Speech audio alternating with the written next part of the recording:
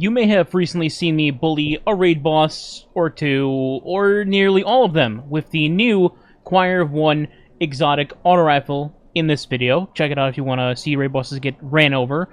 To be blunt, this weapon is absurd. It is actually not clickbait to say that this weapon is insane.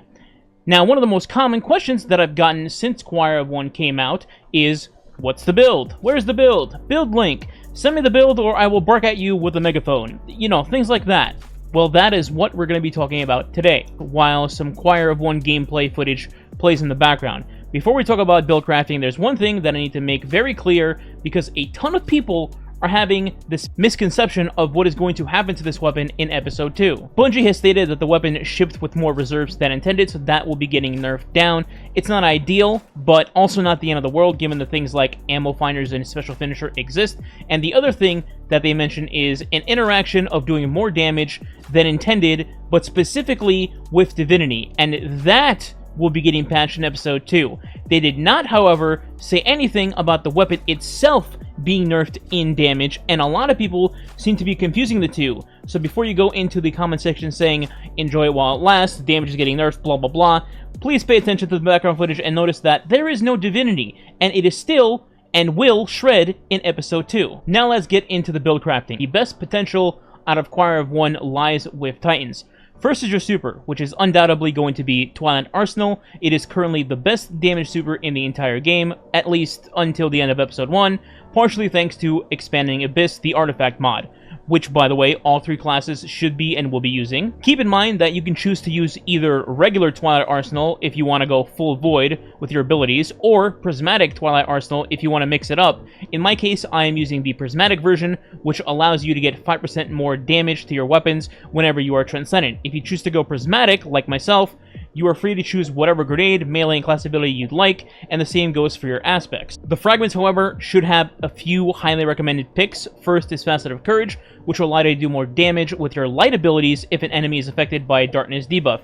In this case, we're talking about your Twilight Arsenal doing more damage if you have a stasis or a strand debuff on an enemy. Whether that is Chill Clip, Slice, or darkness-related abilities, it doesn't matter. You want to have this thing on to do more damage with your super. Second is Facet of Dominance. This allows you to weaken an enemy with a Void Grenade or jolt one with an Arc Grenade. So you can just run your Suppressor Grenade to weaken the boss or whatever enemy you want, or have Jolt go off with your Pulse Grenade / your Prismatic Grenade. Some might ask, why a Weaken Grenade when Twilight Arsenal itself weakens? And the short answer to that is Twilight Arsenal does not apply the weaken right away, so your first 1 to 2 axes do not get the bonus damage. Having a weaken grenade prior to that helps you utilize your super and get more damage out of it this way. The last 3 picks for fragments, by the way, here are going to be Facet of Dawn, Grace, and Protection to make you Radiant, give you bonus prismatic energy from kinetic weapons, and give you extra damage resist in that order. Moving on to your actual loadout, your main weapon of choice is of course going to be Choir of One, but what about the other two? Personally, my go-to here is having a kinetic weapon that is a multi-hitter, particularly with a damage perk like Explosive Payload or Kinetic Tremors, just to build up your prismatic a bit faster. Think like pulse rifles or maybe an auto rifle, things like that. As for heavy, you're free to pick whatever you want, but my personal choice here is going with a darkness weapon, as it's harder to build darkness energy than light, as with light you can just pop consecration, turn everything to dust, and get a bunch of energy that way. The slammer with cold steel is an exceptionally good choice here, due to not only hitting with a stasis weapon, but also applying a stasis debuff, which will give you extra energy. As for your exotic armor, to put it simply, the unanimous #1 option here is the exotic class item Stoicism. Now, if you don't have any class items, your next best option for replacement will probably be Hazardous Propulsion, and then slotting in a rocket for your heavy.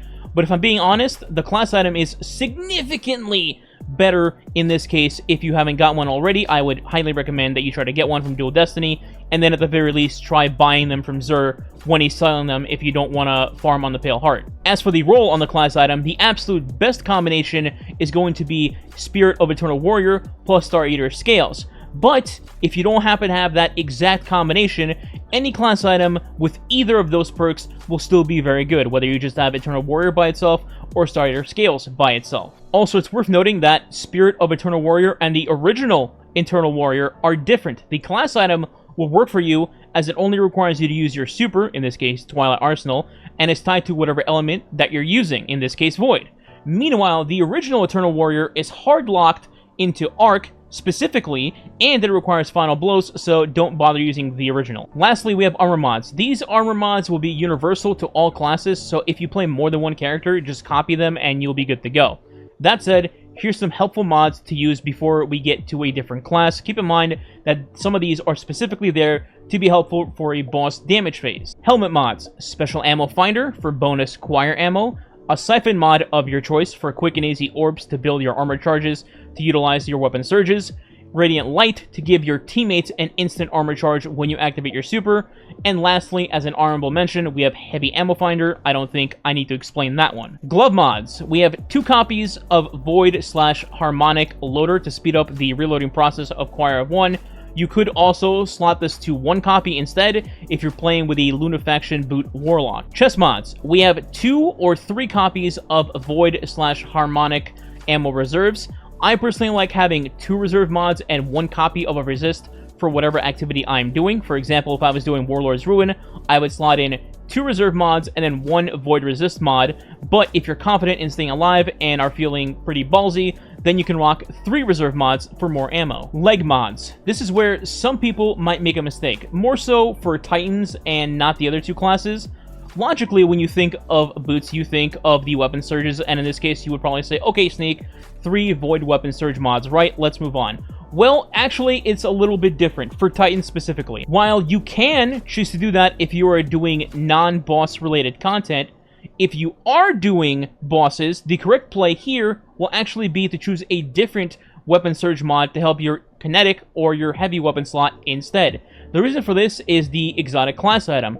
If you happen to have Eternal Warrior on your class item, once you activate your super, you will get an X4 Void Weapon Surge for a massive 30-second duration. This means that your boots do not need to be Void and can instead help one of your other weapons instead, while Eternal Warrior is already buffing your Void weapons. So for example, if for some reason you were in a boss damage phase and you wanted to run Choir and Izanagi's Burden, what you could do is have Eternal Warrior cover Choir for that X4 damage boost, and then put in 3 kinetic weapon surge mods in your boots to pump up Izanagi's Burden for that honed edge shot. That's just an example. You don't have to do that. If you want to just go full on Void, that's totally fine as well, especially if you don't have the Eternal Warrior class item perk, then you definitely want the Void on instead. Lastly, class item mods. My only 2 recommendations for this slot is going to be Time Dilation in order to keep your armor charge timers up, and lastly, Special Finisher.